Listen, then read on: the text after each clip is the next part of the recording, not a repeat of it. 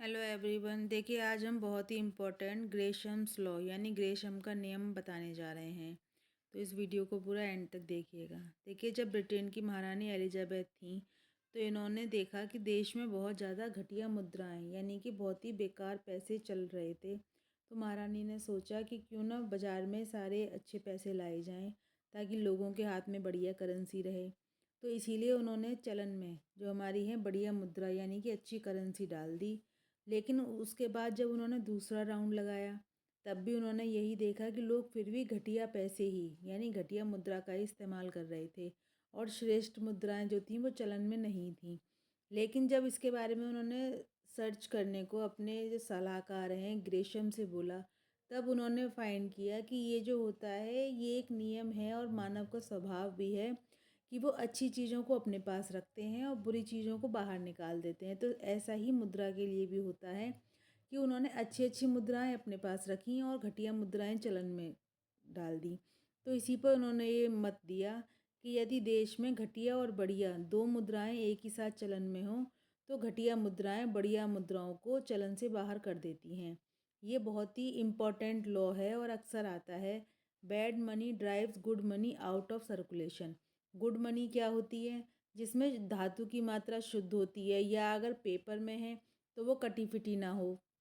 और bad money यानी बुरी मुद्रा वो होती है जिसमें शुद्ध धातु की मात्रा कम से कम होती है या मिलावट होती है या घिसावट होती है जिससे उसकी एक्चुअल वैल्यू कम हो जाती है। तो यदि चलन में दो धातुओं के सिक्के चलते हैं तो और द्विधातुमान हो तो जिस मुद्रा का मूल्य पहले अधिक हो जाता है उसे ही अच्छी मुद्रा माना जाता है।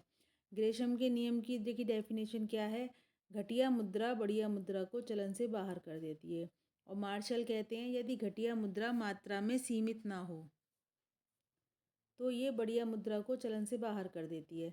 इससे पता चलता है कि ये मानव स्वभाव है कि वह अच्छी वस्तु स्वयं रखना चाहता है और निष्कृष्ट वस्तु से छुटकारा पाना चाहता है। जब प्रचलित मुद्राओं के अधिकृत बाजार मूल्य में अंतर होता है तभी ये नियम लागू होता है। अब इसकी दशाएं क्या क्या हैं, किन कंडीशन में लागू होता है? सबसे पहला है होर्डिंग यानी जमा करना। जो लोग अपनी बचत को मुद्रा में जमा करने के आदी होते हैं वे स्वाभाविक रूप से पूरे वजन की मुद्राएं जमा करेंगे, उन्हें गाड़ देंगे या कैसे ही उन्हें स्टोर करेंगे जिससे वो चलन से बाहर हो जाएंगी और घटिया मुद्राएं चलन में बनी रहेंगी। मेल्टिंग गलाना, धातु के मुद्रा मूल्य में वृद्धि होने के कारण कुछ लोग सिक्कों को गलाकर उसे धातु के रूप में बेचते हैं क्योंकि उन पुराने और घिसे सिक्कों का वजन कम होता है, उन्हें नहीं गलाया जाता है। विदेशी भुगतान, देखिए फॉरेन ट्रांजैक्शन के लिए बढ़िया मुद्रा ही काम में लाई जाती है क्योंकि उस माध्यम से कम मुद्राओं द्वारा कुछ अधिक भुगतान हो सकता है। कारण ये होता है कि उनमें धातु की मात्रा घिसी हुई मुद्राओं से थोड़ी अधिक होती है। इसी प्रकार गाड़ कर रखने, गलाने, विदेशी भुगतान में काम लेने से बढ़िया मुद्राएं क्रमशः चलन से बाहर होती जाती हैं। मतलब हर जगह क्या करते हैं, वो घटिया मुद्रा ही यूज़ में लाते हैं और जितना हो सके वो अच्छी मुद्रा को स्टोर करने की कोशिश करते हैं। जैसे कि हमारा देखिए ये मोनोमेटलिज्म था। एक धातुमान क्या था? जब सोना या चांदी या किसी भी एक धातु की मुद्राएं चलती हैं तो ग्रेशम का नियम इस तरह से चलता है कि प्रधान मुद्राओं में से जो घिसी हुई है वो चलन में रह जाती है, पूरे वजन की मुद्राओं को संग्रह कर लिया जाता है।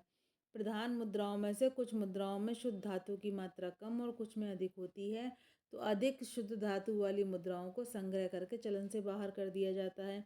और द्विधातु मान में यानी कि जब दो मुद्राएं होती हैं जैसे कि सोने चांदी की चलन में रहते हैं तो उनमें आपसी जो ट्रांजैक्शन रेट होती है वो हमारी सरकार द्वारा निश्चित करी जाती है।